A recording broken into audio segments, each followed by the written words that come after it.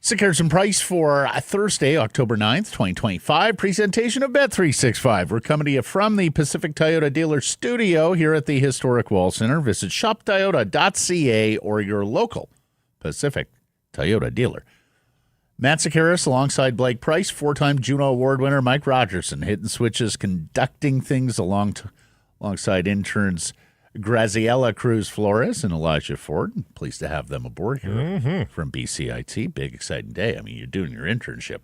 Opening day. And it's opening night for the Vancouver Canucks in the city of Vancouver. How big a night is it, ladies and gentlemen? So big, Blake Price had a second coffee this morning. Got to make it through. He's got to fuel up with caffeine. Normally a one coffee guy. I make a coffee run every morning to bar one up here at the Wall Center. And he requested one today. Yep. Need to be ready. Here it is right here. The aforementioned. I'm excited. I'm excited too. You know, like it doesn't mean I think the Canucks are winning the Stanley Cup this year, but I'm excited to unwrap what they are. And it's not all going to be unwrapped today in one game, of course. But usually opening night is like my favorite night of the NHL regular season.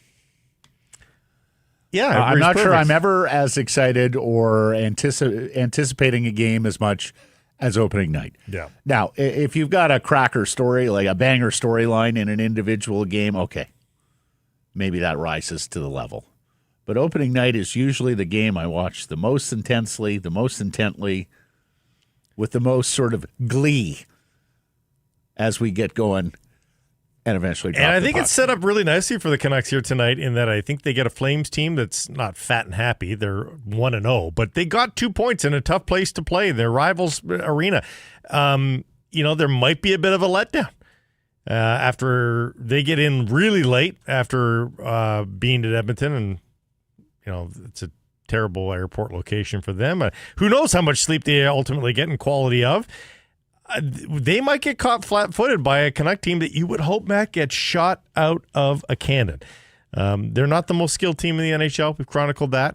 That's not to degrade them. I just think that's natural. Quinn Hughes has said it, so let's take his word for it.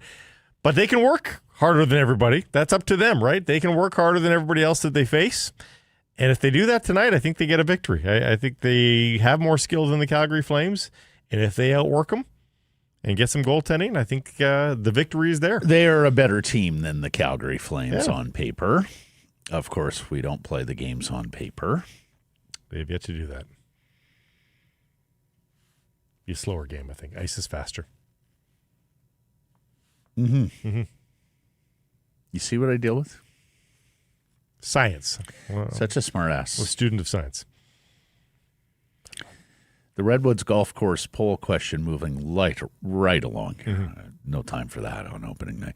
Who are you most excited to watch tonight? Thatcher Demko, Quinn Hughes, Elias Pettersson, Braeden Cootes, the 18-year-old rookie. You can vote at the Sickers and Price X and YouTube channels. I don't often give people the sneak peeks of what's happening. Let's just say the kid has defied the odds yet again. He's hanging in there, huh? He is slugging away. Does Quinn Hughes ever lose a poll question? Oh, well, that's it. He's discovery. This is discovery, though, for Still, a lot of people. It's Quinn because, freaking Hughes. Understand, you've got a whole cohort of people, of British Columbians, of hockey fans, who are just dropping in right now. Yeah. They ain't got no time for preseason and training camp when the games matter. We were at an event last night, a party for an ex-colleague. And yes, it became clear to me some had been following every step along the way, got some Braeden Cootes questions. Others are, who's this kid that I just heard about? He's how old? He's going to play for when's the last time they had an 18? So he's discovery for a lot of people right now.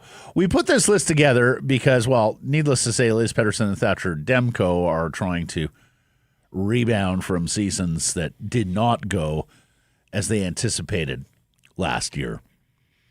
And frankly, maybe some of that applies with Hughes too. I mean, he was nicked towards the end. He did not look like the same Quinn Hughes that we have come to know and love here.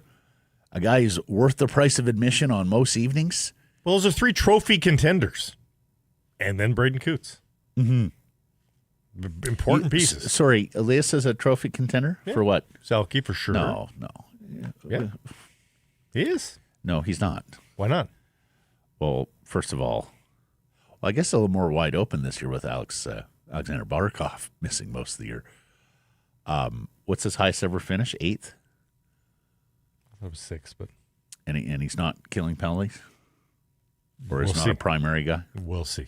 Okay, he's an outside Selke. The tool shed is there. The tool shed's also there for a heart. The tool shed's also there for a heart if he so chooses. I know people think that will scoff at that, but a 101-point season will put you in that conversation, I think. 101 points this year puts you in a heart conversation? Yeah, I think so. On this team? On this team? Are you kidding me? I'm not kidding. With McDavid and I'm McKinnon and Kucherov and how they fill up nets? No. Most valuable to your team. You won't play that card.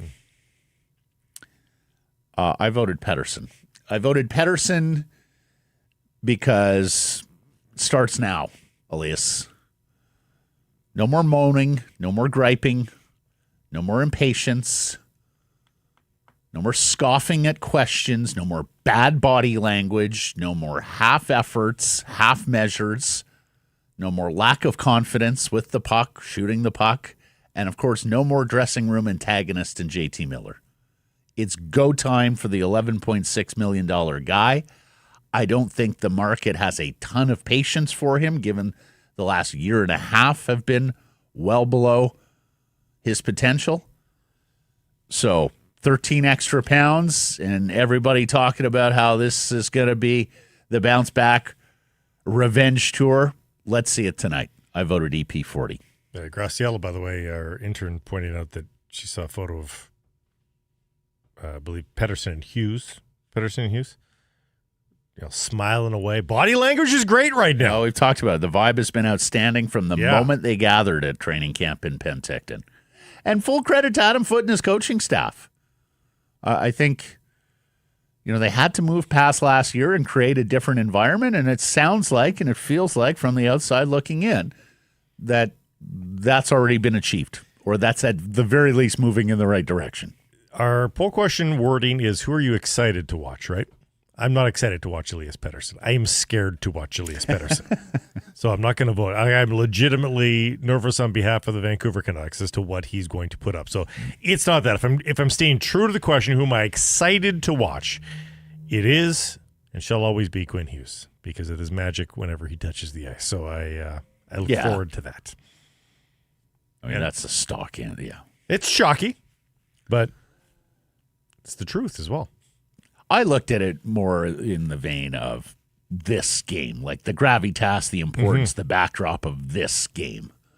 Not just any garden variety regular season game. Of course, that's Quinn Hughes. Matt, if there are 164 eligible appearances for Quinn Hughes, you're in a Vancouver Canucks uniform, picking him 164 times, huh? I'm just saying I'm not going to take any for granted. Yeah. Okay. I'm going to savor it. Fair enough. I can completely understand a vote for Cootes, the discovery, unwrapping the presents. Well, we don't need to drag people to that option. They are voting aplenty for the kid. Thatcher Demko is getting no love on this poll. It's crazy to think, but I'm not surprised, because I think there's going to be a lot of people fear watching Thatcher tonight too. Oh, please tell me the knee holds up. Please don't have him. Please don't have Shorty or someone say, Thatcher Demko slow getting back up on his skates. See, I think it's for a different reason. I think people are refusing to acknowledge that there's a risk for Thatcher Demko. I think people are just like taking the goaltending for granted. I think people just assume now there's a little of that. They are going to get great goaltending night to night. They're worried about everything else. I think you're right. Here's the other thing. And I can remember Brian Burke saying this years ago when he blew through town. I forget if he was managing Anaheim or Toronto at the time. But the topic of Roberto Luongo came up, and Burke said something along the lines of, well, he doesn't sell tickets, or goaltenders don't sell tickets. And he was absolutely right. Like, there is a very small sliver, I think Louis did, but of the point demographic that is going to watch the goaltender. Like, the goaltender brought them to the yard. Yeah. It's typically other goaltenders. Young goaltenders, dad wants to bring son because son's a goaltender. No, they prevent goals. They don't score goals. But Luongo was the first. Be excited. Luongo was the first after a desert of goaltending. But here's the thing. Different. You could argue that Luongo sold tickets because he vastly improved the Vancouver Canucks' chances of winning the hockey game, and winning sells tickets. So if you wanted to play it that way. Oh, I don't know. I think he actually sold tickets. He himself. I think people, they couldn't believe that. They wanted to go and watch Roberto Luongo. They knew they had one of the top 3 goalies in the league. I think so. But now I think they've taken it for granted because we've chronicled the very solid goaltending the Vancouver has had since Luongo, like through the Miller years, Demko, Markstrom. Like, now I think people take it for granted. I think that's what we're also seeing. There was once the phrase, and you have to be a certain age to remember this. There was once the phrase, Vancouver a goalie graveyard. Yeah, and now it's the opposite. Then Roberto Luongo showed up. And we talked all about this when Lou went into the Hall of Fame. He fundamentally changed the organization. Yep. Which is why I think it's inappropriate that his number 1 isn't up there in the rafters, that he's a Ring of Honor guy, not a retired number. Mm-hmm. Please. Anyways, since he got here, they have had splendid goaltending. Yep. I mean, blip here and blip there, but no, for the most part, the talent whether it was has been Corey there. Schneider or Ryan Miller, with some really terrible teams. Jacob Markstrom, who launched his NHL career here. I mean, he was teetering. And then he got the opportunity here, and he made the most of it. And then even some spontaneously great stories like Archer Shelov's as well. Yes. Now, alas, sadly, last year was closer to some of the worst goaltending we've seen from the Vancouver Canucks than the best over the last 2 decades. Lankinen was exceptional to start, but overused and wore down. Demko didn't give them much. There were flashes of the old Vezina finalists. All understandable, though. And then, of course, Artie shit the bed against everyone not named Chicago. Yeah. Okay, so you voted Quinn Hughes. I voted Elias Pettersson. Many out there are voting Braeden Cootes. Continue to do so, and let me tell you that private and semi-private lessons are available for you and your children at the Redwoods Golf Course. This is kids ages 6 to 16. Set them up for the sport of a lifetime. They're flexible to your schedule. They'll have some winter lessons available soon. And you say, winter? Wow. Heated and covered driving range there at the Redwoods, including a practice bunker, which Blake quite fancies, and some exceptional teachers, including our friend Craig. Sign on up, redwoods-golf.com/instruction. And if you're interested in a corporate event, they do custom corporate events at the Redwoods, team building, networking. These packages can also include lessons as well as a food and beverage component. Fun. That'd be good. Time for our top story. It is brought to you by Yellow Dog Brewing, Neighborhood Brewing, Foolish Winery. Opening night. Time to open the presents. Canucks and Flames from Rogers Arena in the season and home opener for your Vancouver Canucks. Season 55 in the National Hockey League with storylines aplenty. A healthy Thatcher Demko starts in goal. Elias Pettersson begins his revenge tour. Quinn Hughes launches his Hart and Norris campaigns. Adam Foote begins his NHL head coaching career. I think that storyline has flown under the radar a little bit. And Brock Boeser enters, the longest-serving Canuck, the next chapter of his career as a Canuck when nobody thought he would be back. No, it's true. Like all the goodbyes were said. That story has flown under the radar just a little bit, and he's looked good in preseason, and he looks engaged, and he looks like he wants to be a little bit more of a voice in the room. We see him stepping up to the microphone and being a little bit more verbose. So I think that comfort level with that long-term deal for Boeser in tow now, I think he's quite comfortable with where he's at, which is great. The other thing is, Blake, for the first time in a long time, there's no trade requests, there's no trade rumors, right? He is free of all of that stuff. Last year, and many mentioned this, last year was a difficult year for Brock, in part because he's one of those get-along guys who moves effortlessly between all factions of the dressing room. So he was a PD guy, he was a Miller guy. It was very difficult for him to see the two centermen, line mates, friends, dislike each other so much that it affected chemistry in the room and the whole group at large. Not to mention the fact he was hoping for a contract. Mm-hmm. And the Canucks were like, no, we're not doing a deal, or we're only doing the deal at our price. And gets to the deadline and there's no deal, then there's a chance we're going to have to move the asset.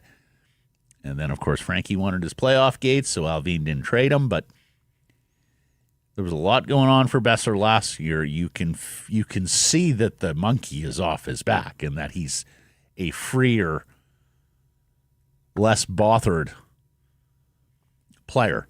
I'm going to bet, too, and he's not an old player by any stretch here at 28. But I would bet by the time 28 rolls around for professional athletes, especially in a full-contact sport like hockey, you start to notice that maybe you don't bounce quite as quickly as you did. And you start to maybe do things just a little bit differently to make sure that you stay in tip-top shape. So I'm just going to guess that a guy like Boeser, now that he's got his long-term deal done, he's settled, he wants to make sure he plays for all 8 of these years and is going to have a nice, long, successful career. So I would bet he's had sort of these moments where he's like, okay, I gotta make sure I'm ready for this, and he just seems ready for this year. Yeah. So I hope he's great. I understand he's got a new place here in town. Mm-hmm. It's actually not too far from where we live. I've had neighbors say, I see Boeser walking his dog. Mm. And apparently that dog is quite athletic. Oh, really? Oh, yeah. That's going to keep Brock in shape, maybe. Very springy. Yeah. Spaniel? Good leaper. Springer Spaniel? Don't know. But I understand the dog is quite the high jumper. Okay. The neighbors are talking in the Dunbar/Kitts area. Foote, beginning that NHL head coaching career. And look, I'm going to say something that's true, but I don't mean it pejoratively or as a slight. I believe there was only one of 32 NHL franchises that would have hired Adam Foote as their head coach, and that was the Vancouver Canucks. That doesn't mean he was a bad choice or the wrong choice or that he will fail. But he's got plenty to prove. There will be a learning curve. It's going to be interesting to see how much patience the fan base and, more importantly, the organization has with him. Or is there any world where Adam Foote was this coaching prodigy and somebody should have hired him some time ago? We still don't have a full book on him. He looks like he's going to give his players a little bit more freedom in terms of defensemen pinching, defensemen jumping into the rush. But I think also in terms of carrying the puck into the offensive zone, controlled zone entries as opposed to dump it, chip it, and let's hope to retrieve it.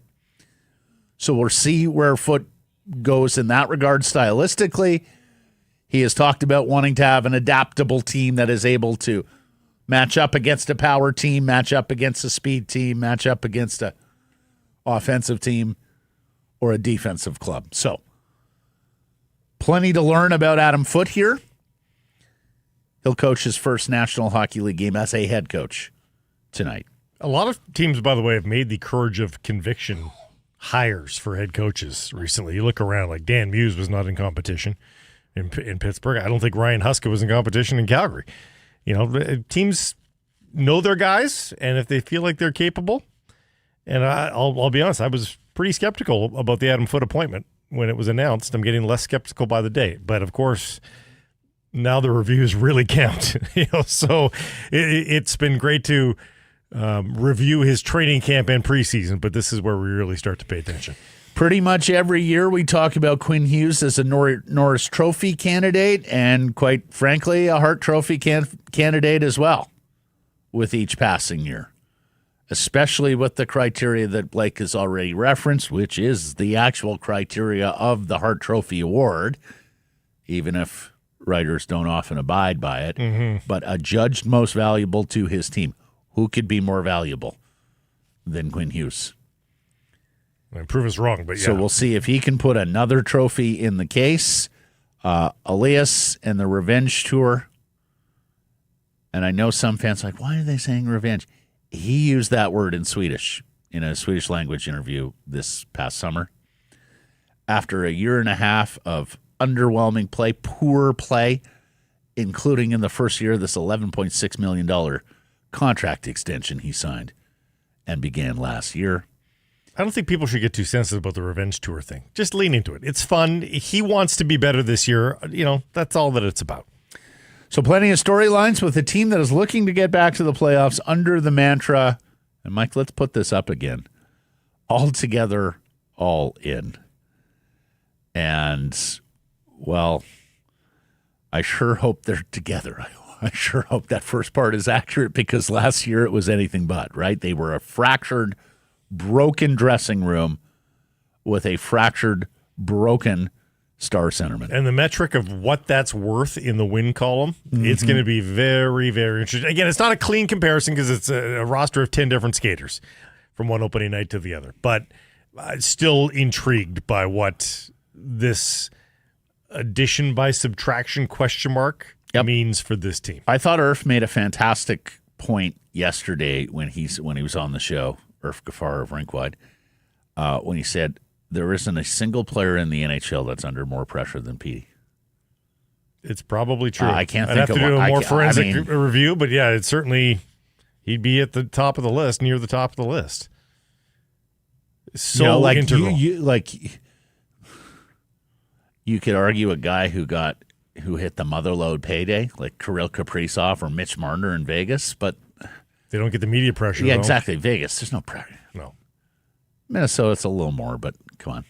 Yeah. So I think you're almost basically just talking about the Canadian 7 there, Blake.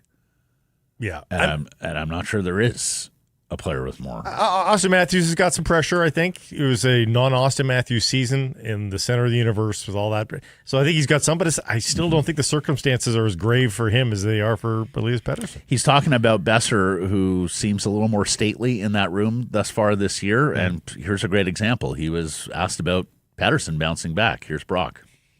I think he looks confident in the way, he's starting to make plays that we've seen him make before, and he's when he has his confidence, he's a tremendous player, and he's an elite passer and sees the ice so well. So I'm really excited for him. I think he's put the work in and he's ready to go.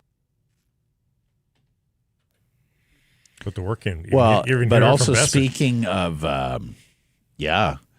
but also speaking on what ailed Elias last year in confidence. Yep. I think that's an important signal, too, about Brock and how he feels about his station in this organization at this stage. I was having flashbacks about confident Elias Pettersson. And, again, he's not fast. But, stopping and starting on the puck, elusivity, the slipperiness that we saw, that's going to be what I'm looking for. Mm-hmm. Does he look elusive again? Sorry, I'm getting a note. Honey? Besser walks his dog in our hood. Yeah. I haven't seen him personally. I'm just going on information of neighbors who I don't believe would lie to me. Boosting our viewership. I appreciate that. Yeah, Thanks, she Alex. doesn't usually watch. Canucks with 2 rookies in the lineup. Braeden Cootes breaking his NHL maiden. Johnston of Lekkerimaki. Linus Karlsson, a 3rd rookie watching in reserve. And Archie Bains, Elias Pettersson, just beyond rookie status for those 2. They no longer qualify for the Calder Trophy. They are slightly above the threshold. The pressure's off then. That's the way you can think about that. Yeah. And Mike, do we have the lines up there? And those 2 rookies are going to play with each other. Cootes is centering a line with Lekkerimaki. And here's another storyline.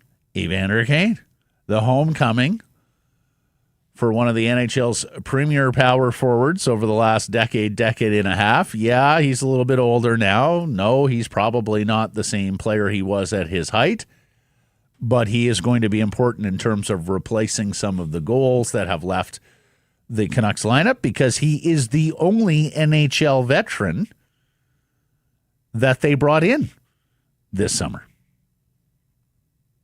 And there's pressure there. Pierre-Olivier Joseph, I guess, qualifies, but he's not playing tonight. Yeah. Right? Every one of those other guys was pre-existing or a young player that they brought up from the farm, or in Cootes' case, from the draft in June. And that's how they'll line up, or how we expect them to line up tonight. Flames coming off a 4-3 shootout win in Edmonton last night. Battle of Alberta. 2nd straight year where the Flambees erase a 3-goal deficit on opening night and come back to win. Of course, they did so last year here at Rogers Arena against Artie Shelovs and the Canucks, won at 6-5 in overtime. They did not deserve to win last night. That shootout was getting ugly. I am a shootout guy. But when you're getting 8 players down in your depth chart. Right. But guys are like Evan Bouchard's taking a wrist shot. You're known for your slapper. Like, why? Like, I don't understand. But before that, late power play for the Flames, and the Oilers looked like they were on the power play. Mm-hmm. And then in overtime, back and forth they went, but Edmonton looking far more dangerous. But they've got goaltending. Skinner giving goals to the Flames last night. Like, literally scooping the puck into their sticks. Matt, I don't know. I don't know what they're thinking there. I cannot believe that we bring in a new team president. It's Connor McDavid's agent. We're now on to a 2nd general manager who is standing by Stuart Skinner with the backdrop of McDavid saying what he said about wanting to play for a team that could win a cup. I guess some of that pressure has been relieved by 97 signing that extension. But there's no way you can get past the trade deadline with Stuart Skinner and Calvin Pickard as your goaltenders. They've got to make a deal. They've got to make a deal for somebody. I don't know who that is. And I know oftentimes the answer in Edmonton is, okay, but who's available and are they truly an upgrade? And I'm not even sure the word upgrade would matter anymore. It's just different. This might be a trade that you make for the sake of making a trade. We've got to bring in a goaltender just because we can't lose with this guy again. If we lose with someone new, okay, at least we tried something. Is there an older veteran goalie on a crappy team anywhere that could take them and would be happy to sort of get a payload from the Edmonton? I don't know that there is, but that's what they're going to have to try to find. Mm-hmm. So, very exciting. And you know Brock, like he's not the most outwardly demonstrative. No. But even Brock sounded and looked excited for tonight. Here's Besser. Yeah, I just feel like, over the last couple of weeks, we put in so much hard work. And, I think it's just exciting to get to the regular season, kind of what you've been working for over these last weeks. And, I'd kind of just show everyone what we can do. I have a lot of faith in our group. And, like I said, I feel like we're prepared and we put in the effort. So I'm ready to go. I'm ready to watch. So am I. I'm ready to follow. I'm ready to chronicle. You ready? You had a good preseason? I'm very much so. Yeah. And I'm ready for a yellow dog tonight at puck drop. Oh, well, why not head over if you're in Penticton, particularly with the TVs they've got there at the new Yellow Dog Penticton location, because you not only get opening night, but you get Dogtoberfest. We're about to talk to PJ, who I believe is covering the Raumdeuter today. Nice. He should be in later hosting. It's Dogtoberfest at Yellow Dog at the Penticton location, a fabulous food menu inspired by Bavaria. Prost. But, of course, the beers flow at both Port Moody and Penticton tasting rooms. Sip your way through German-inspired brews. There's Stein holding competitions and costume contests. Inquire within. Yellow Dog's Dogtoberfest continues. Try the schnitzel. Never a bad idea. Or if you don't like the schnitzel, get one of those bratwursts. They have like 20 kinds of mustard. Surely you will find a mustard that you love at Yellow Dog's Dogtoberfest. Okay, so here's the deal, Blake. Mm-hmm. All week long, we have asked our regular guests, or our guest period, for their predictions. And we're going to get to ours in a second here. Just want to get to a super chat here that's come in from Scott. You folks watching on YouTube, that super chat button always available to you. Make a donation. Partial proceeds to the BC Mental Health Foundation. Scott wants to know if you get a discount if you're in the maroon seats.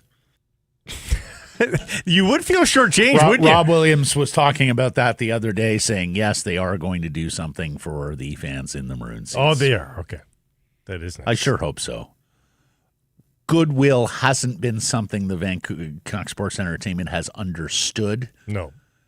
In a large and profound way over the years. I would sure hope they understand this part. Because you let it get to a point where the seats were such a blight. Yeah.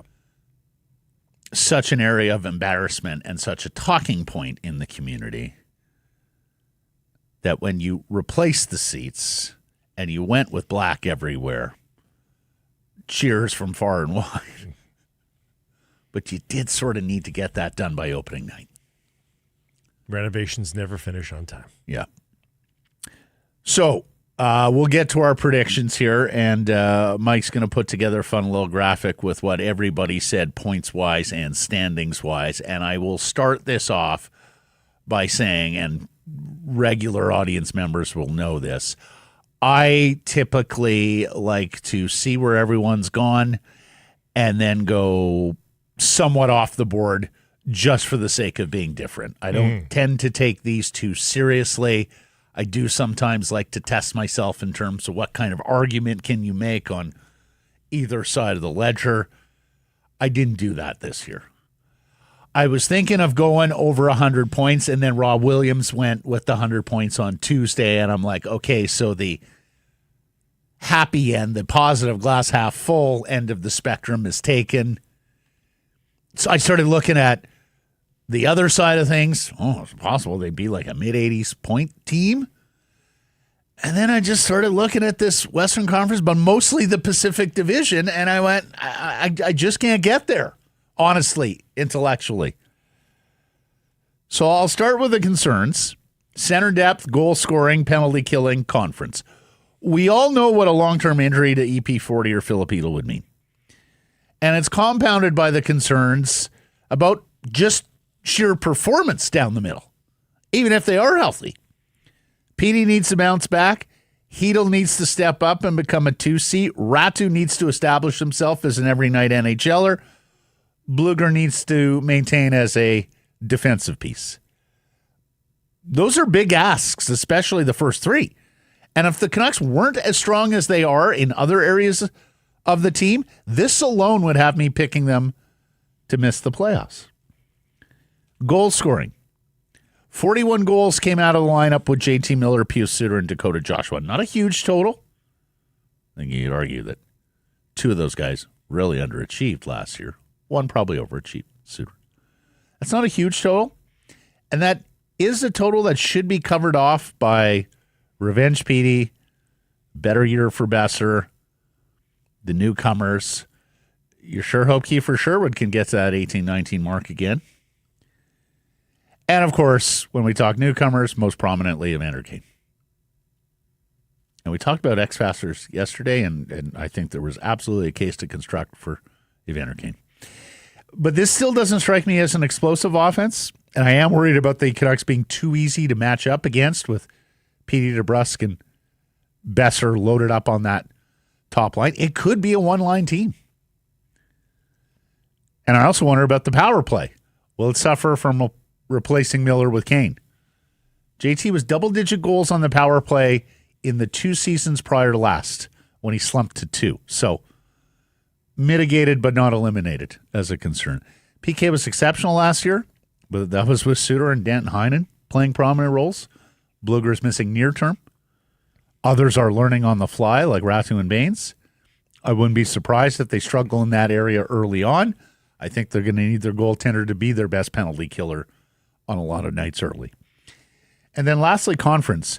I think the Central is pretty good. In fact, I think the Central is going to claim both wildcard berths. And in a regular year, you would say, whew, it's a strong division, opposite division, that's looking to claim both wildcard berths. That means there's less playoff spots available for us. Because I do think Dallas, Colorado, and Winnipeg are all but locks to make the playoffs. And I think Minnesota, St. Louis, Utah are quite worthy of wildcard consideration. So that just means 3 berths in the Pacific. Again, generally, that would be a little more daunting, a little more difficult. But alas, it's the Pacific Division. It's San Jose. It's Calgary. I think the Canucks goaltending and defense should be exceptional. I suspect a top 5 goal prevention club. That collection of blue liners, those goaltenders, I think that means a lot of close games. And I think that means a lot of loser points in overtime and shootouts on the nights when they don't manage to get wins. And speaking of wins beyond regulation, Jeff said this the other day, they really should do better. 14 losses beyond regulation last season. I think several of those are going to go the other way this year. I agree with the statement that everything went wrong last year, or most everything, and still they were close. Plus, the environment just has to be better than last year's dysfunction, right? The West has been super tough since the pandemic. 96, 97, 94, 95 points have missed the playoffs in the last 4 years. You get to that bar, and you still don't make the playoffs. Well, I think that's going to be a little corrective this year as well, because I don't suspect Chicago and San Jose are as bad. Last year, of course, they were joined by Nashville in the putrid category. So, I'm not a believer in Anaheim or Seattle this year. I mean, I think there's an outside chance. I think there's some brighter futures there, but I'm not sure about this year. And as you've noted, Blake, over the course of the week, I am very down on the LA Kings. I do not think the Kings are a playoff team this year. So I'm going 94 points, third place in the West. They take advantage of a weak division, sneak in on point total, if not seeding. That was so long, I'm now going to do the season review. One year I did this, and then he went over to him, and he deadpanned 96 in the playoffs. Here's the other disappointing part. That was going to be my total.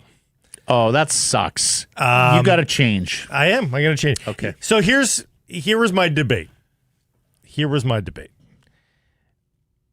And I've said this from the get-go. It's a very wide spectrum for me as to what the Vancouver Canucks can be here. I think there's so many unknown factors here that I saw them. The 2 numbers I was debating going into this segment was 94 or 102.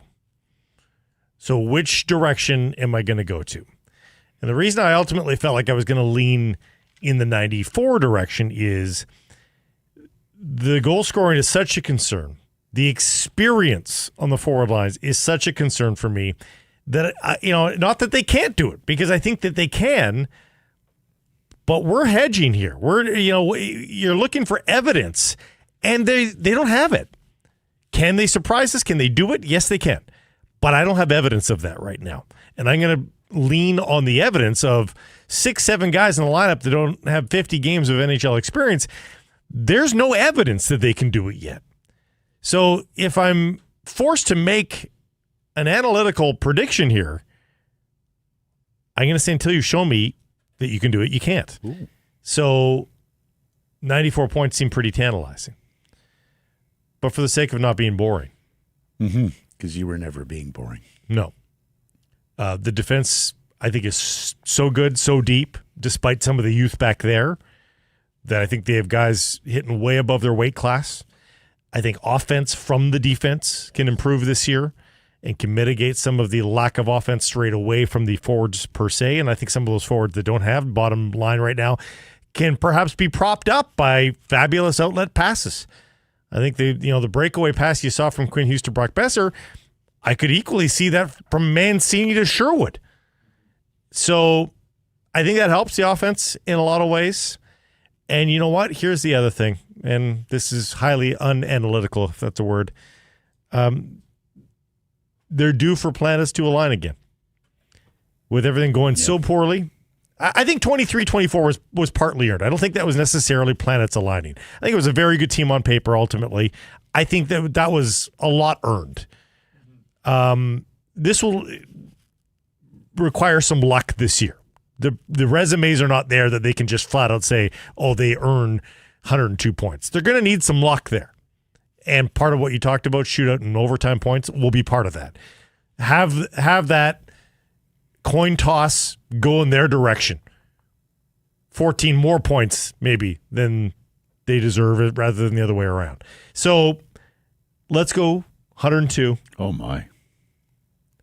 Even then, because of all the weak children in the Pacific Division, I think that's third place in the division, which, again, 101 was third last year. Yeah. They just grabbed that last divisional spot. 104 was third a few years ago. I mean, yeah. Third place in the Pacific the last 4 years, 101, 99, 104, 99. And that's the other path to victory That here. is so high. Jersey got a third place last year with 91 points. The Islanders 2 years ago got a third place with 94 points. I think those high totals for third place in the Pacific have to come down a little this year. Metro was very competitive, a lot of parity there, not so in the Pacific. And that's the other path to victory here for the Canucks. You must feast on the weaklings. Yes. Like, go perfect. For the most part, though, did a pretty good They job did. of that. Chicago's and San Jose's haven't been big problems here. No, they used to have the reputation when they were good of dropping weak games. Fair. But that's, prop yourself up on the weaklings, and they'll stay in this thing a lot deeper. 102 is the highest. How many do we have here? 2, 4, 6, Have to 8, differentiate. 10. Yeah. Well, thank you for doing so and Yes. going second and doing that. I've drawn that card in the past. Because honestly, folks, what we're trying to do here with the predictions is just give you more food for thought. Mm-hmm. Yeah. Like, I assure you, very few people remember or care in April. The CBS sports analyst that to a man picked the Yankees to beat the Jays. Mm-hmm. Not a lot of food for thought Yeah, there. so you and Rob Williams both go 100 plus, and I think I might 93 points from who is that? 93 points from Irf is the low. What's that, Mike? Negative Irf, yeah. Irf. Negative Irf. Oh, stop. Leave Irf alone. Anyways, looking forward to tonight and the season. Let's get to our menu today and remind you that Saturday we're having a party at Greta. Hey, game 2, baby. First Saturday night of the year. First roadie. This is Saturday, October 11th. Dropping the puck. Brand new season. Edmonton versus Vancouver. It's a watch party. Full-on hockey celebration. All being hosted by our friends at Canucks Army. We'll be there. Rinkwide Vancouver will be there early. David Quadrelli of Canucks Convo is your host. Game on every big screen. Game day specials, giveaways, surprises. Doors at 6. Puck drops at 4. Grab your crew, rep your fan gear. Get ready for a season opening party from Canucks Army. Tickets are free. Doesn't cost you a dime to get in.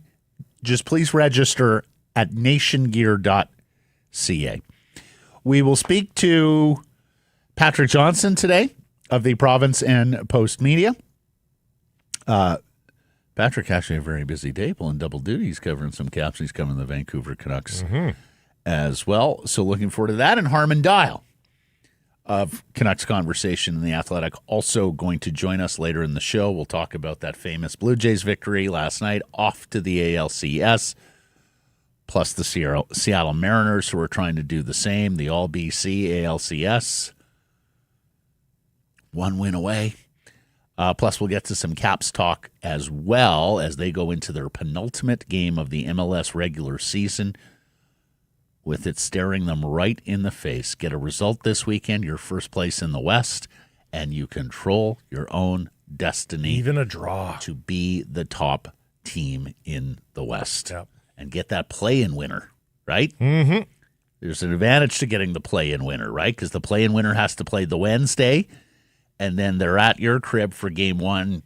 I mean, it could be as soon as the Friday, but I think it will probably be. Chance for that team to suffer an injury, too. Right. Decimated. Yeah. Or just have their guys tired because they've had to go out and run and play an extra 90 minutes. So we'll get to all of that later in the show. Time now for our Bet365 bets of the day. Now, I took a prop on the Canucks Flames yesterday, so that's still pending. It was both teams to score 3+ goals. I like to bet a lot of overs and a lot of goals in October in the National Hockey League. The defensive systems haven't yet taken root. Coaches haven't buried guys in the doghouse just yet for a bad giveaway. So you tend to see a little bit more free, open wheel play, creative play. So if I'm going the +3, each team to score 3 goals or more, then I'm definitely on the over, right? And over 6 goals is paying even money, +100. So give me that. Canucks at -210. Does that seem about right? Yeah. I hate laying that kind of money on any hockey game. I don't ever. You have to spend so much to get -200 to win 100 on a hockey game. I mean, no. I mean, I'd have to be so confident to do that. You looking at the -1.5? I was, but no. I'm going to what I think is a sure thing, and that is a multi-point night for Quinn Hughes. My only temptation is: do I go at 2 points for +200, or do I go at 3 points for +650? I think Quinn Hughes is going to be something else tonight. I think he gets 2 for sure. Does he get to 3? I'm going to say 3 +650. The segment of presentation of Bet365, whatever your bet, it's never ordinary at Bet365. Download the app, get in on the game, use code NATION when doing so. Must be 19 or older. Please play responsibly. We got Harm coming up or Peach? Harm. Peach. Oh, wait. He said Harm, you said Peach. I put Harm. Okay. Harman Dial of Canucks Conversations coming up next.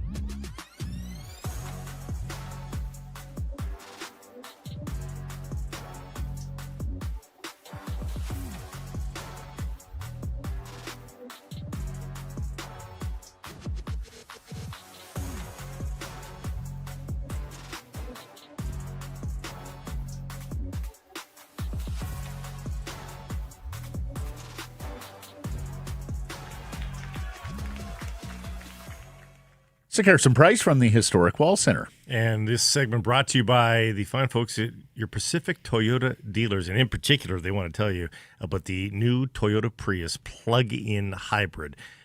Fashioned with a brand new battery, taking away all concerns, more power, more longevity. And here's the thing. It is a plug-in hybrid. Did you miss that part? So you can go on the road trips. You don't have to worry about getting there or not. You'll get there. You'll get there just fine. And in fact, you can postpone your EV portion of your trip till you get there. Travel there on a gasser, get there with an EV. How about that? Doesn't that sound good? Plug in overnight at home. Now you can lease a 2025 from $99 weekly at 3.49% APR for 60 months with $3,800 down, and it includes a $3,000 discount. Visit shoptoyota.ca or your local Pacific Toyota dealer today. Harman Dial covers the Vancouver Canucks for The Athletic, the co-host of Canucks Conversation with David Quadrelli daily here on the Nation Network, and he joins us from his home. How are you? I'm excited, guys. It's so interesting. The season started on Tuesday for a few teams, and yet in Vancouver we had to wait till Thursday for the Canucks season opener. So it's exciting times. Mm-hmm. Harm, I love your stories where you break down players on The Athletic. Last time we talked to you, I forget if Braeden Cootes' name even came up because it was just before training camp and he seemed like such a long shot to make the hockey team. What did you see out of him through camp and preseason? Like, for fans who are just tuning in now and learning about this young 18-year-old, what does he do well? How did he make the team? He honestly blew away all my expectations. I knew he was a good prospect when they drafted him 15th overall, but if you told me at the start of September before camp opened that Braeden Cootes would make this team as an 18-year-old, I wouldn't have believed you, to be straight up totally honest with you, just because it's so rare for somebody drafted outside of the top 10 to immediately make this kind of impact. And yet, when you have watched him through each phase from day one of camp all the way to the last preseason game, this isn't him making the team simply because this team is lacking at the center ice position. Obviously, that is a factor, but he has fully earned this with his play. He skates like an NHLer. He shoots the puck like an NHLer.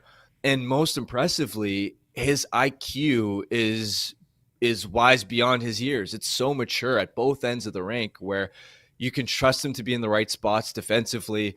One detail that stood out to me immediately, even going back to training camp, was the fact that in the defensive zone, his touches are so smart, and his decision-making under pressure, he just makes the right play on breakouts. And that's massive because for an 18-year-old, that can be the difference between you're able to make the neat little 15-foot pass out to the wall for a clean zone exit versus you turn a puck over there. That's going to end up being a grade A chance against your goaltender and potentially wind up in the back of your net. So it's the consistency that he's shown at both ends of the rink, plus some of the offensive flashes to put up 4 points in 4 preseason games. His all-around game has led him to a point where he deserves this opportunity.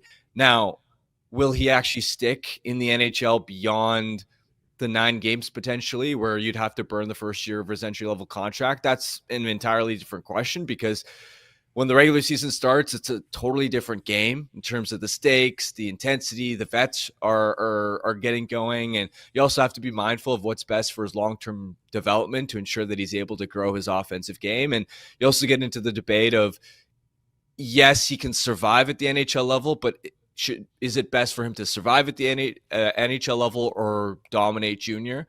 But no doubt that he's earned the opportunity to at least make his NHL debut. What are the minutes here tonight? How much do they allow him / lean on him? If you could put an over-under, does he get to 14 minutes? Is that crazy?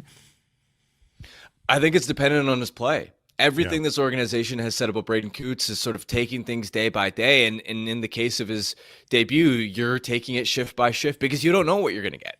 If he comes out of the gate and looks the exact same way he did in preseason, if him and Lekkerimaki have chemistry, well, not only are they going to get a decent number of 5-on-5 minutes as a third line, well, they're also projected to play on the second-year power play, which you might get an extra couple of minutes there. So if he looks just as good as he did in the preseason, then yeah, I could see him getting into the 13-14 minute range.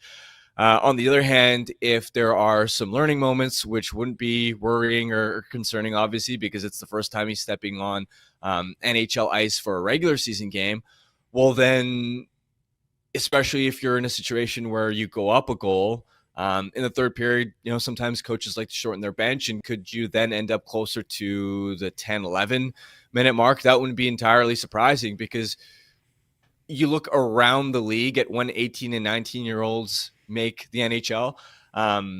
It isn't uncommon for a player in that situation to not necessarily play a lot. But then you also had an example in Pittsburgh season opener where Ben Kindle, who is also an 18-year-old, surprised out of camp in preseason, made the Penguins, and Dan Muse had Kindle out there in the last couple minutes with the Penguins nursing the lead against the Rangers. So this is all dependent on Cootes' play. What do you? It's kind of a kid line with Evander Kane. They've got Cootes playing with Lekkerimaki, the other rookie, in the lineup tonight. Talk to me about the dynamic of that line. If you think what do you think it could do well? Yeah, I like the size and physicality that Kane brings to a line where Cootes and Lekkerimaki are both listed below 6 feet. So Kane, you're hoping he can be disruptive on the forecheck. You're hoping he can create a little bit of space for those guys, be effective on the forecheck. And if Cootes and Lekkerimaki can drive play, then Kane, as a bigger body and as a smart scorer, you're just hoping that he can find soft, quiet ice in the slot, and that Cootes and Lekkerimaki can do their thing and feed him for chances. And we know that Kane is a really talented finisher. So that's the dynamic of that line. And truth be told, if you were sort of constructing the ideal look for even Hedel and Garland, it probably would have been Evander Kane over Arshdeep Bains. But I think this is the coaching staff wanting to put Lekkerimaki and Cootes in a position to succeed by giving them a veteran scorer who can give them some size and sandpaper. Most of the veteran forwards were pretty quiet. Besser scored the great breakaway goal. But Kane was pretty quiet. Obviously didn't play much. Elias Pettersson was pretty quiet, didn't play much.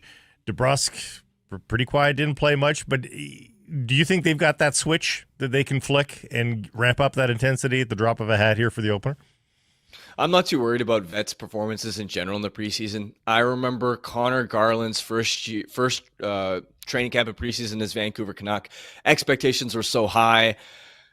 He was supposed to be this high-end top six driver.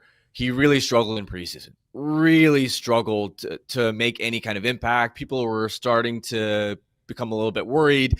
And then when the game started, he was near a point per game through the first month of the season. He was probably their best winger. So I don't think when it comes to vets that preseason impact necessarily carries over to the regular season for good or for bad.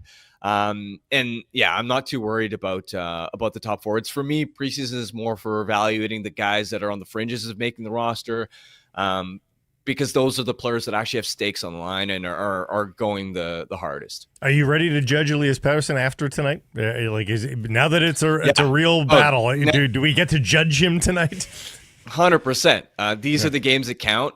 And for a Canucks team that their starts in October have usually more or less dictated how the rest of the season is going to go. Remember, 23-24, they came out of the gate firing, and we saw them win the division. Last year, we saw them struggle out of the gate. The Boudreau year, they were calling. I was in Washington when they called a players-only meeting, 4 or 5 games into the season, and I was joking that it might be the fastest players-only meeting in NHL history to begin a season. And even going back to the 2019-20 season where they, COVID interrupted it, but they ended up making it in the bubble, they had a pretty good October. And then it was November where they hit a lull and things got interesting. But October has usually been important for this team in foreshadowing whether they're actually going to make the playoffs or not. And so with that in mind, they need a strong start. Elias Pettersson has to lead the way offensively. And you're getting a Flames team that is playing the second leg of a back-to-back. I was watching that game against Edmonton. It ended at around 10:10 Pacific time, so 11:10 Mountain. Late game, going into 7 rounds of shootout. Emotional 2-hour victory drive for to the them. airport. 2-hour drive to the airport in Edmonton. That's right. Like, Yeah, so this is an opportunity. There's no excuse for Pettersson and the rest of the top forwards to not be at their best and drive things tonight. And I'll also say this, for me with Elias Pettersson, I'm not going to freak out if he doesn't score a point tonight. It's not necessarily about the bottom line production. It's about the process. Yeah. Are you driving play? Are you dynamic offensively more shifts than not? Because it works both ways. If he comes out of tonight with a point, but he looks quiet at 5-on-5 the entire game, that would concern me a little bit. Whereas if he, let's say, doesn't get a point, doesn't score, but he hit a crossbar and his shift spent the entire night in the offensive zone, well, that's going to encourage me for what's to come for the rest of the season. Harm, we're still learning Adam Foote, this new head coach, and of course, rookie NHL head coach, to go with the couple of rookies we just talked about. He talked about how he wants a team that's adaptable and able to play different styles based on the strengths and weaknesses of the opponent. We talked about this last time you were on the show. Did preseason reveal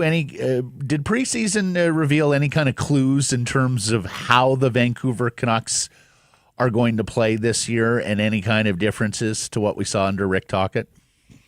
They do look different stylistically compared to Rick Tocchet's tenure as head coach. To me, the defensemen really have a license and a green light to do more, to be more aggressive. Some of the pinches that they have made in the offensive zone to try and keep plays alive surprised me a little bit. They're definitely a lot more active joining the rush. I mean, you saw one of Derek Forbert's shorthanded preseason goals where he was jumping up in the rush. I mean, just think about that sentence again. Derek Forbert joining the rush on the penalty kill for a goal.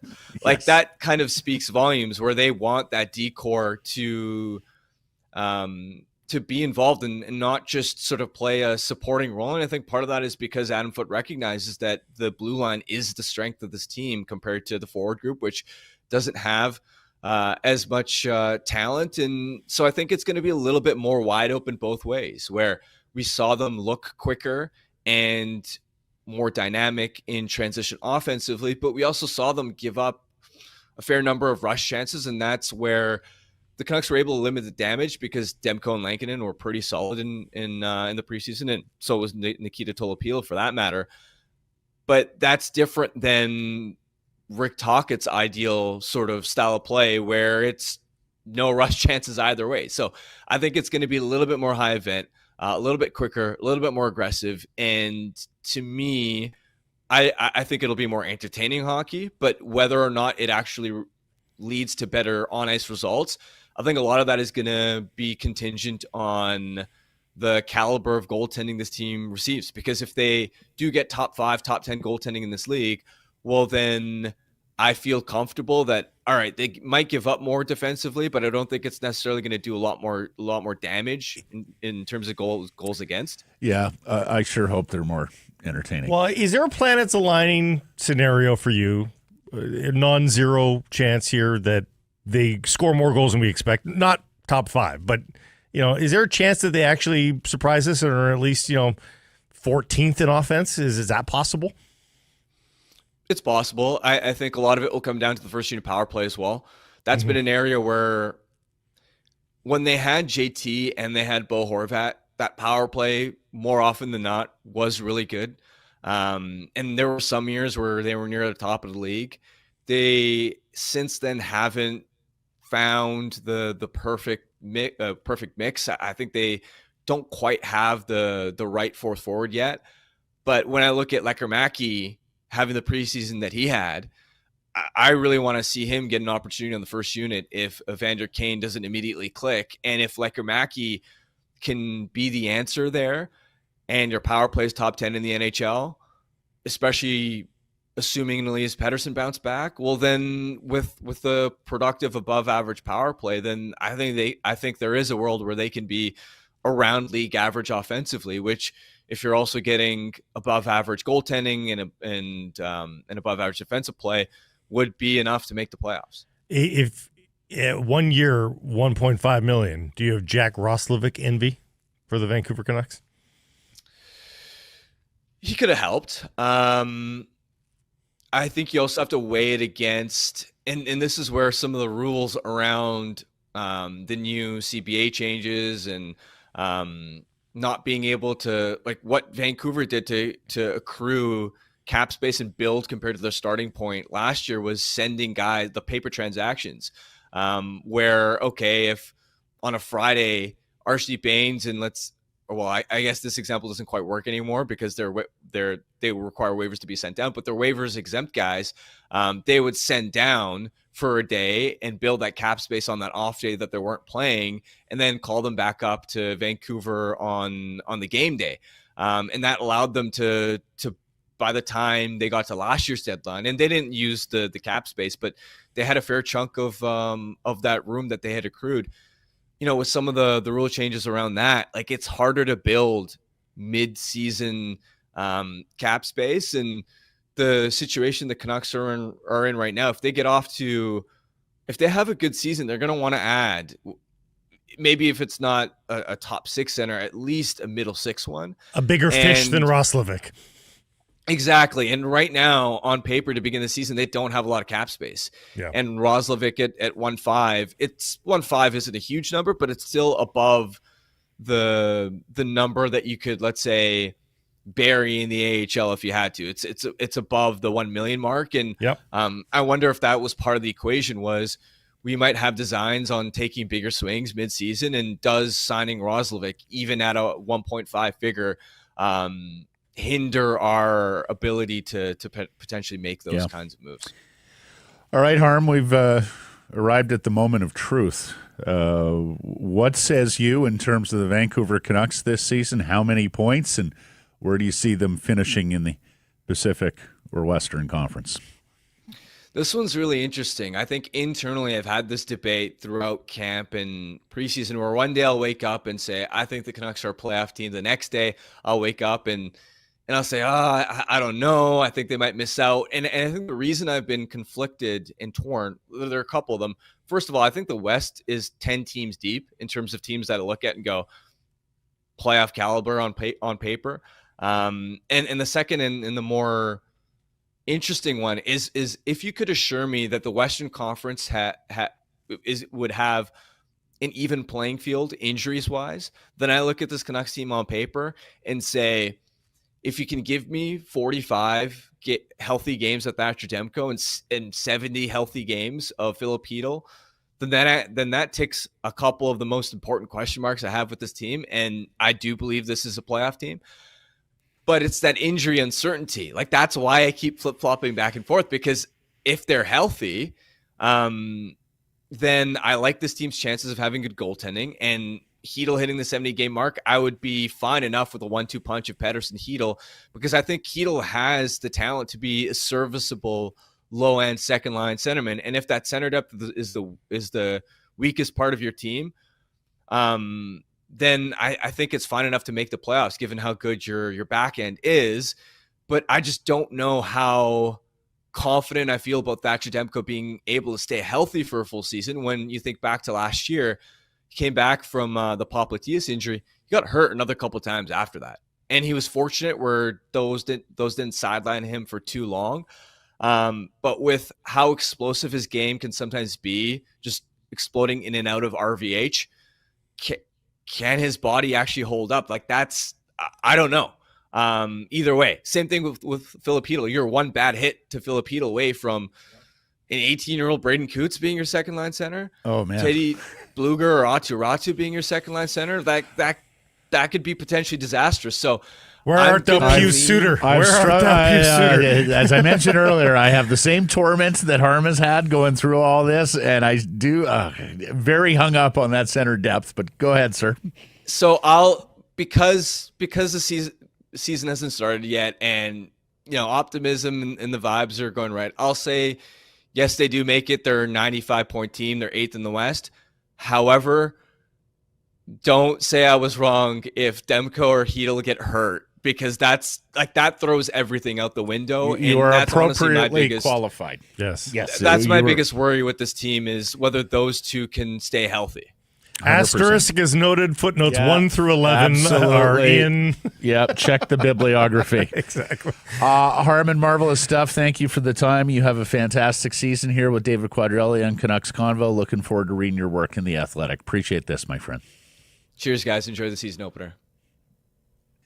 It's Harrison Price from the Historic Wall Center. And this segment brought to you by our fine friends at Uber Eats, who want to celebrate opening night of the Canucks season both directly and indirectly with you. Directly, you can head down to the Rogers Arena Plaza anytime after 12:30 p.m. They're going to have a big installation set up there, big crowd on hand, and I think it would be well worth your wear because I think they could have some exclusive game day offerings for you as well. Can't make any promises, but it'll be worthwhile stopping by, I think. And then indirectly, if you can't make it down, you could save yourself the time and energy of making dinner and use some Uber Eats. You could even have some friends over and, for paper plates and napkins, get it all delivered via Uber Eats. Exclusive game day deals there as well. Uber Eats is your partner in watching hockey all season long. My better half's away this weekend. I can guarantee you there Yes. will be an Uber Eats Just easy. order at some point. Let's welcome in Patrick Johnston of the Province and Postmedia. He covers the Vancouver Canucks and joins us from Rogers Arena. How are you?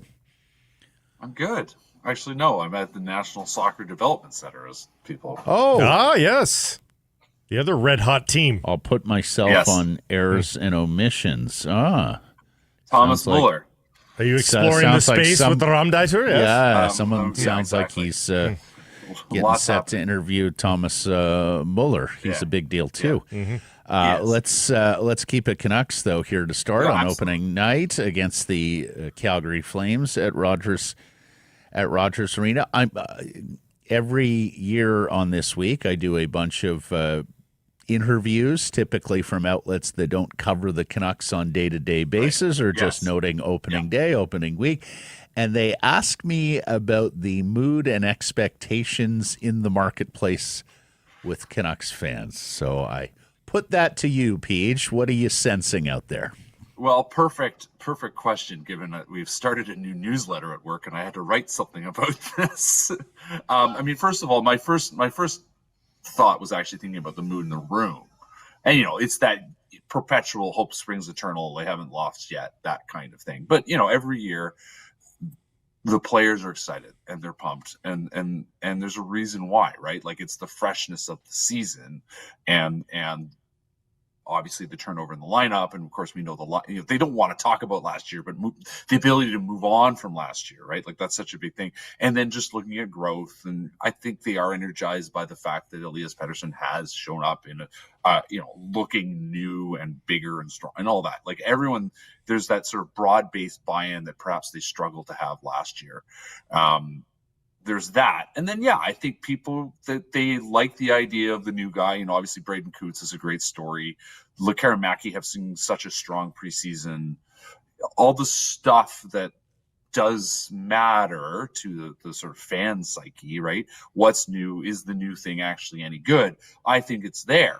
And to a degree, I think they're sort of letting themselves, okay, unlike in past years when, they've hyped up the kids or whatever, and the kids weren't quite good enough. Maybe this time around, it's actually the case because, Elias Pettersson, who we keep talking about, right? Like there are homegrown stories. This is the 7th youngest team. I'm sure you guys have brought this up.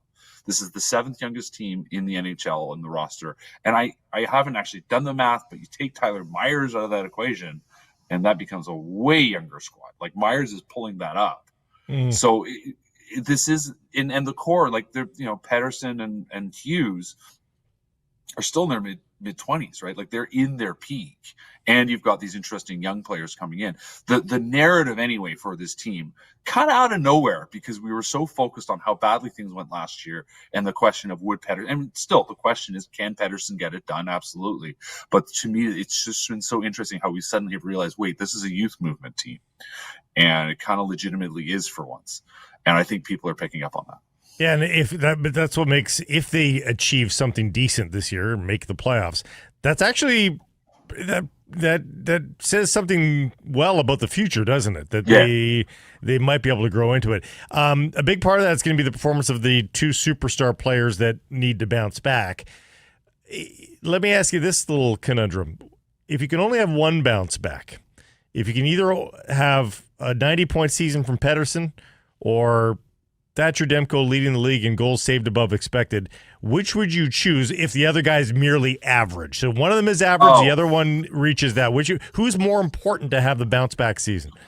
Pettersson. Because you just, I mean, listen, Demko will want to be a star, but you just need competence from Demko, right? And I think the sort of math here is that if you get competence from Demko, you're probably getting more than confidence, right? That means he's healthy and fit and able to contribute. And you've got another guy playing 35 games in Lankin who's more than competent. Yeah, exactly. A competent Pettersson, that's fine, but you're paying him to be your top scorer. Yeah. You know, like he's making 11.6 for a reason. You need more than competence from him. That it's just, to me, that I don't think there's almost no comparison in what you're looking for from the two players, I think. Yeah. Do you believe expectations and optimism in the market are high enough that missing the playoffs would be a massive disappointment? Yes. I mean, I was saying this to someone who asked me this morning, and they said, "Do you think this is a playoff team?" I said, it's a crisis if they don't make the playoffs, because I'm sorry, but look at Anaheim, San Jose, and Seattle. Those teams stink. Like, Anaheim have some interesting things, but they're not. Those teams would be a surprise if they made a playoff. They're not ready. The Canucks are better than all three of those teams. They are at worst the fourth best team in this division. So that alone gives them an inside track. And I think they're good. You know, like, you compare with the Central, and like, are they really going to get overhauled? I suppose they could. But really, just on the baseline here, this team has to be a playoff team. And if they impress, all the better. I think I saw the Flames at 83.5 points and the Canucks at 90.5. Those both seem low to me, but is that the difference here? Is there a 7-point difference between these two teams? Well, and like, I didn't even mention Calgary, right? That's the other thing. But you're right. Like, Calgary is a team that's, obviously got a great goalie and some interesting players, but also a team that's in a new direction. I think there's a 7-point difference here. Like, I don't think there's a comparable between the two teams. I think they're very, very, very different spaces where they need to be and where they're going. So for the purposes of tonight, then, on back-to-backs where they might feel they might feel very happy that they were able to steal the two on the road in Edmonton. I mean, it's a good opportunity to take the good vibes and have a win here tonight, isn't it? Yeah, I mean, if you're ever going to play a back-to-back, it's probably the first two games of the season when you're feeling so fresh coming in. Yeah, they're not tired, but it's two on the road, and it was a long night last night for them. Yeah. Exactly. No, exactly. And that's exactly right. Like, and fundamentally, the top end of the Canucks should be much better than the top end of the Flames. And I just like the overall picture here better than I like the Flames. What do you make of Cootes and Lekkerimaki, the two rookies on the same line tonight with Evander? Yeah, I mean, that was such an interesting thing. And I asked Adam Foote about this yesterday. I said, is this putting Kane with them? Is that about having a veteran guy with the kids, or is it just about how the line works? And he decided to go a little bit in a direction talking about how Kane can kind of be a guy that moves up and down the lineup. So it's situational. But I think it's really interesting. I mean, you look the way Cootes competes for the puck. It's something it's a huge factor in why he is here legitimately making the roster to start the season, and not just because there are, of course, a couple open spots because of injury and what have you. He is there legitimately, and it's because he wins puck battles, because he's pretty decent on faceoffs. He's a smart player. He does stuff away from the puck that belies his years. Like, he did a thing in I think it was the first preseason game in Rogers. The puck came up the sideboards. He was coming down the neutral zone. He held it on the boards and basically just let himself slide into the zone, betting that the other guys would be able to clear in time. It was just a smart play to try to keep the puck play alive. And like, I don't think there's a lot of 18-year-olds that are recognizing that in the NHL. And so that's why he's there. And Lekkerimaki has just, I mean, obviously he's coming stronger. And I think I've harped on this point before, but I talked to him before training camp. And his point of being that he felt like last season was 2 full sweep seasons, and by implication had nothing left. Like he got to the playoffs and there was just nothing left in the tank. And, you know, I've talked to Brock Besser about this, and I talked to Tyler Myers the other day about this. And that's part of why, in a way, I think they would argue that the kids are better prepared because, you know, they know I mean, Cootes won't have really, I mean, he's played in the dub and he's played a long season, but it's not the same.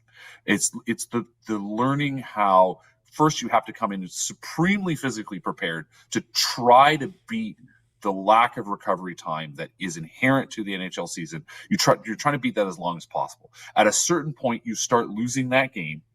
And then at a certain point, you've lost the game enough that you have to recognize that what you are bringing is not 100%, but you're finding a way to be a contributing player despite your sort of diminished physical capacity, which is just energy levels and soreness and all this stuff. So, you know, that was the other thing by implication, again, you know, Lekkerimiki's choice in his words, but when you frame the questions right, he helps you understand what he's thinking. And that was the other lesson he recognized, was that, you know, it was a long season. Defenders are big. You have to understand how to find your space, but you also have to understand how to play more efficiently. So that's the big question on him. But what we've seen in training camp is a player who has been a lot smarter in finding his spaces. And when I put this to Adam Foote, he harped on the fact that he's been a lot smarter on how quickly he handles the puck. He doesn't sit with the puck. Not that, you know, I mean, and we're talking about split seconds, right? Like he's just recognizing I need to be set up a little bit quicker and I need to release the puck a little bit quicker. And so we'll see how this plays out. But certainly, like I said, the early returns are promising. I've been sort of mum on the Archie Bains assignment for much of the preseason, and it's sort of arrived now here on the day of opening night. There you go. I sort of thought, wow, that's it's quite a gamble. Like, despite little things being done well, as his proponents will argue, he's in a bottom line position, and we've never seen that. Yeah. And it's one game, so you can't get too up in arms, but it's like that's still a pretty long limb they're out on right now by putting Archie Bains in that spot. Yeah, I mean, J-Pat asked Foote about this on Wednesday, and Foote's point was, you know, basically he's like, listen, there is so much in this player's growth, and now it's down to execution, really. He's going to get to the spots. We wouldn't give him this chance if we didn't think he could execute. We know he can play with smarts. He's found a way all the way up, and now he's at the top. Right now, it truly is the ultimate test for a player who has met every other challenge and progressed beyond those challenges in his career. And, you know, and I asked him about this after the game on Friday. Like, I had a nice little sit down with him post game with Bains, that is, and I said, you know, this is. I actually had to admit, I said, which training camp is this? Is this 3 or, you know, it's his 4th training camp. You know, you think about the progress, and he very, very much recognized this himself. You know, year 1 was like, oh my goodness, you just don't want to, you know, make yourself look stupid. Year 2, it's like, okay, I've made some progress. I want to show management and coaching staff that I've improved from the guy that I was last year. Then last year comes in, okay, can I make myself part of the conversation in terms of being a depth player? You know, obviously has a strong year. You know, him and Linus Karlsson, I mean, I talked to Linus Karlsson about this as well. I mean, both of them come in and there's kind of a spot with their name on it in pencil. And it's like, you know, unless things change, it's yours. And so that's a different mentality. And, you know, he was very much of the mind of like, listen, I've been able to get where I've been. He knows how he's gotten to where he's been at every step of the way. And he knows it's been about his own hard work and doing the extra things and recognizing the moments when they're there. And he is very much a player now who recognizes that that's the moment.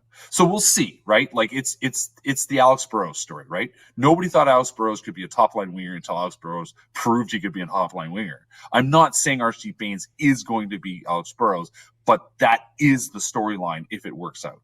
It's the same thing. It's a guy that's come from nowhere, who's worked his tail off and has delivered because in the end someone gave him a chance.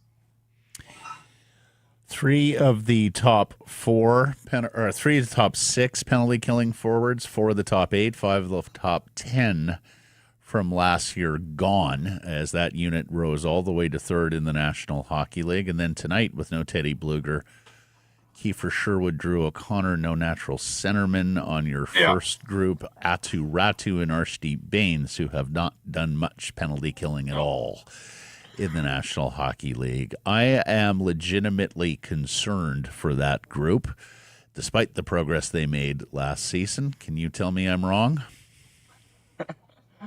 No, I think you're right. I think it's a situation where they can. Everything's wide open, like they can. They can go exactly where they want to go. It is. I was just thinking as I was finishing the last thing I said was, so often fans want to see the give that guy a chance, But in many ways, that is the story for a lot of this team this year, and we're seeing that with the penalty killers, right? Like I had long thought Brock Besser was a guy that had the smarts to do the job. And now here he is. He's getting the chance, or, he's been in the mix preseason. Connor Garland last year, right? Like, the thing about penalty killing is it's a job to learn and less a job to be ready for, I guess, is the thing. And I think there's obviously some guys that can do it. And we've seen that. I mean, I talk about this, I feel like every week, but we have seen star players come through this town, Bo Horvat, JT Miller, who in theory should be great penalty killers because they're going on faceoffs and you think they know how to play the game. And they were not very good penalty killers. So, whoever your penalty killers are, it's worth throwing a dart. It's worth giving them a chance. It is that wide open field.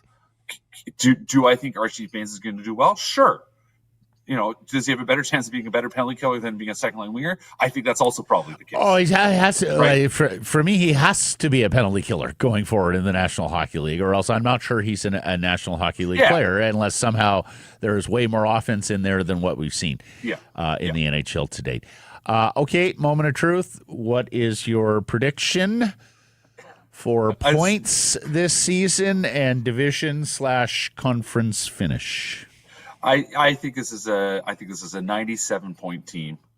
I think it's realistically behind Edmonton and Vegas.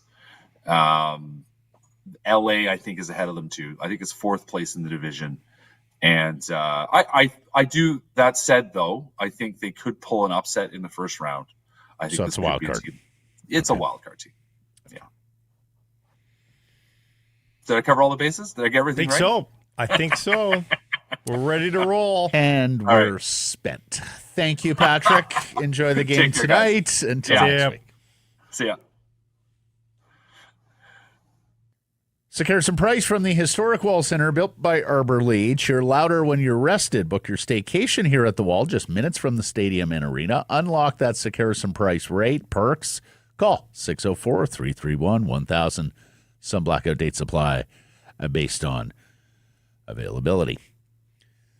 One down, one to go. Start spreading the news. The ALCS will feature the Toronto Blue Jays, who are through after beating the Yankees in Game 4 last night. The Seattle Mariners can join the Blue Jays. We can have the all-BC ALCS that we have been pining for all these years, Blake. Very exciting.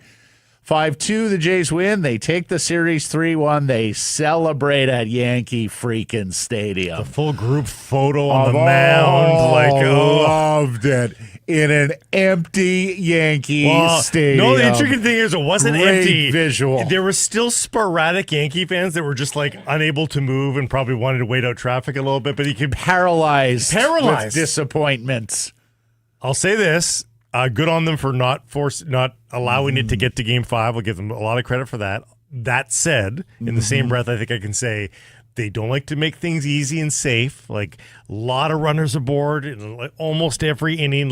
There were some nervous moments. Yeah. Jimenez catching that ball over by the tarp. I'm like, oh my God, don't let Barger get it.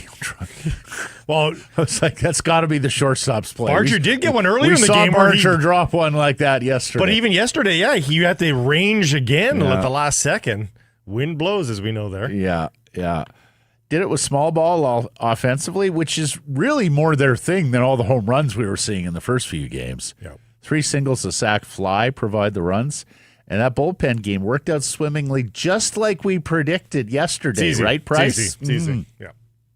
They ultimately left guys in the bullpen for the entire series.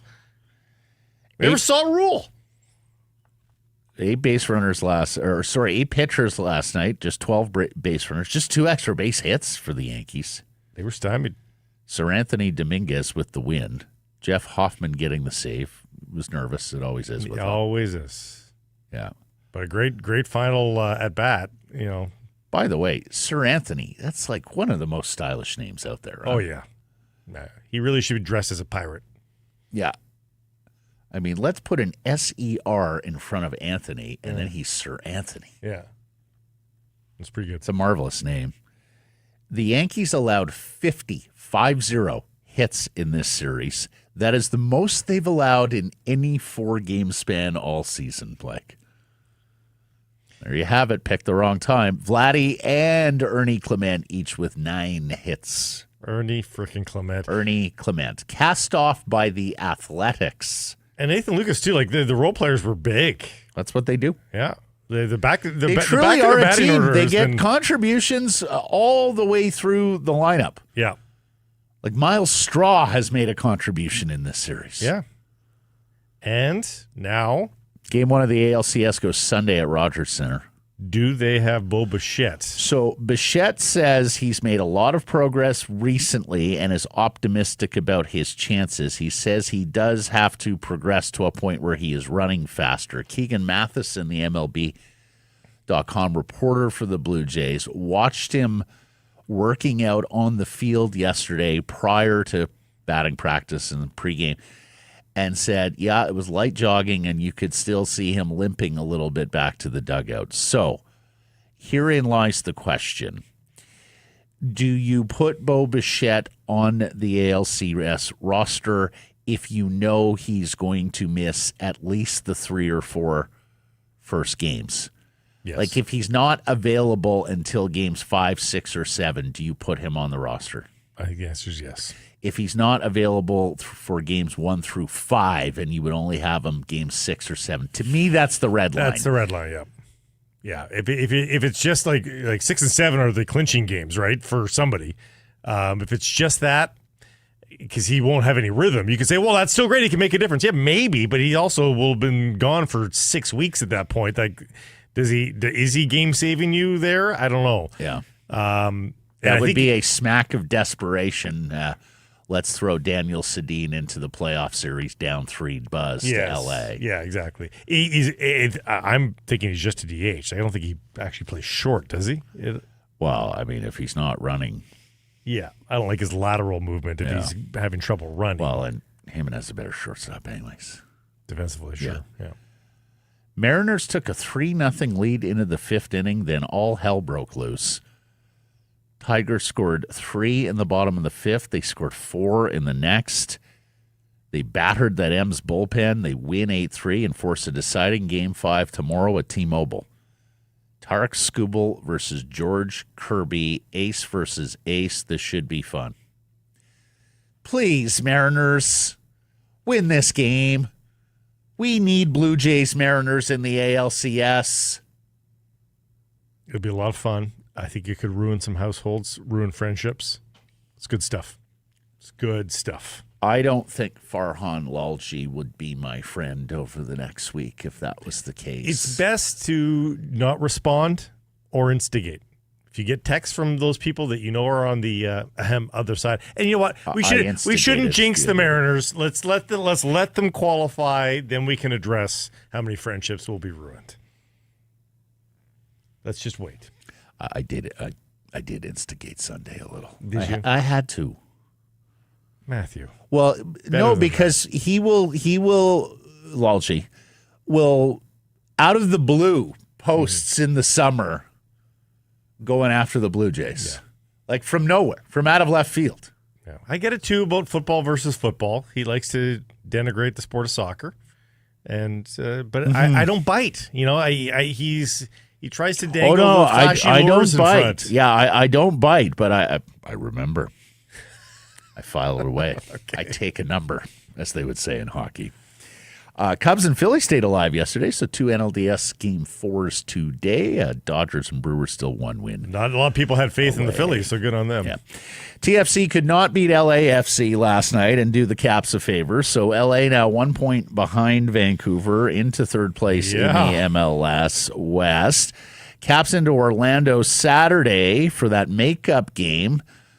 LAFC playing a makeup game too. That's right. So this is that game in hand that the Caps have on Minnesota and San Diego. Any result puts Vancouver back into first place in the West, right? And back in the driver's seat.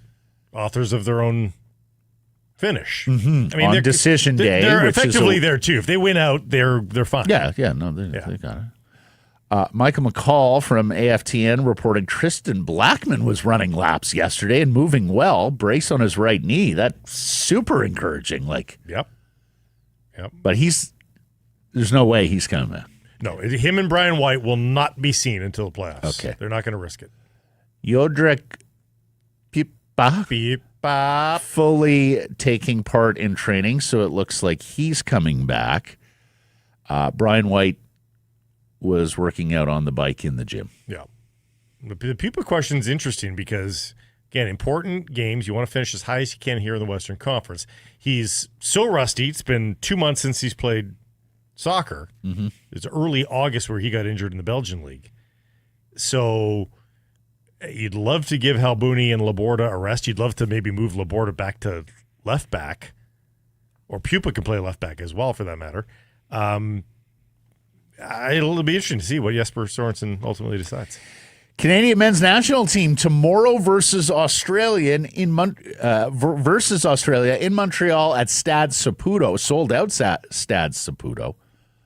A friendly between the number 26 and number 25 FIFA ranked countries in the world.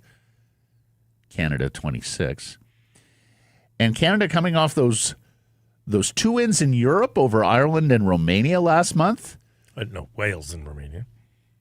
Oh, Wales and Romania, my bad. Sorry. And they'll face number 13 in the world, Colombia, Ames Rodriguez, Tuesday in New Jersey. And, they face Mexico and the U.S. all the time, who have always been in the middle teens for some reason in the FIFA ranking. No matter what their results are, they just never leave the teens. This one feels like a more legitimate, high teens FIFA ranking for Colombia. That's going to be a huge test, and not to blow past this first one here in Montreal. I think that's a great test for them as well. Too, yeah, but it's intriguing, and of course it's too bad they still have key injuries to starting center back Moise Bombito and Alphonso Davies, who's not back for another 5 or 6 weeks. So it's not full strength, but getting there.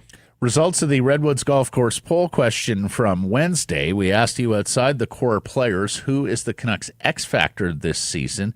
The options were Heatle, Kane, Lekkerimaki, other. The winner here is? I'm going to say Heatle. Correct. Percentage? 54. 49. Rob, the siding guy. Heatle decides if they have to go get another center so he could save them a lot of assets and proper development of Cootes. Hockey rules. I'm going with Kane. If he can keep scoring on a 20-plus goal pace this season, it means that he's making our PP better and his line mates will benefit greatly. Hassan and Burnaby, shout out. Got to be Lekkerimaki. That one-shot scoring ability is something the team lacks big time. Not wrong. Not wrong. The two younger guys, I mean, as much as you hope for their behalf that Kane is what he has been in the past, but to know you might have something in Heatle and Lekkerimaki, like really have something, both of those are pretty good candidates. Errors and omissions from yesterday and beyond. Our friend Patrick in Penticton, who I bump into in Penticton every time I'm in Penticton, like religiously. I've bumped into him at a golf shop, at a restaurant, like pretty much. If I'm in Penticton, I know there will be a chance encounter with Patrick. You touch a lot of and bases, his sister. Though. You make your way around Penticton. He's a little upset with us because when we were extolling the virtues of Archer's She Loves a few days ago, we neglected to mention the big Latvian bronze medal world championship run. We did mention that yesterday. We didn't a few days ago. Oh, we often do, though, yeah. And then Yerke notes that Peter Nedved played his junior hockey in the CHL, so he was not one of those European mystery men. Although, really, if you were pre-internet playing junior hockey out of market, everyone was a mystery man. But that's I hear what he's saying. How much Thunderbirds coverage do you happen upon? Well, especially in 1990. Yeah. But fair enough. I grouped him in with some of those, Europeans who came over who we'd only seen sort of at the World Championships, the World Juniors, and that was incorrect. As was your shout about his number. Yeah. He did wear a number in the 90s, but not off the hop. He later in career went to 19 as a Canuck. A number in the 90s, which back in the day was a signal that you were a good player.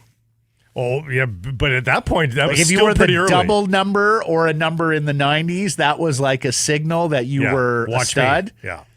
And then everybody started wearing numbers in the 90s. If I'm not mistaken, though, he wore 19 because it had a reasonable facsimile to 99. One of my first years covering hockey, the Montreal Canadiens hit a milestone. I want to say like the 10,000th goal in club history. And the scoring was like 93 from 97 and 96. Yeah. They brought in a lot of flashy Euros. Yeah. When Joe Juneau got a number in the 90s, it was like, okay, this may have jumped the shark. Good player, but not a 90s player. Thank you for joining us, everybody. Appreciate you spending some time connecting with the program. Happy Canucks season to you. Please do follow. Well, subscribe to our YouTube channel. Follow us wherever you get your podcast, plus on social, X, Insta, Facebook, TikTok, YouTube, and Blue Sky. We are live on many of those platforms, noon Pacific time. And, of course, support the community sponsors you hear us talking about. Keep it local.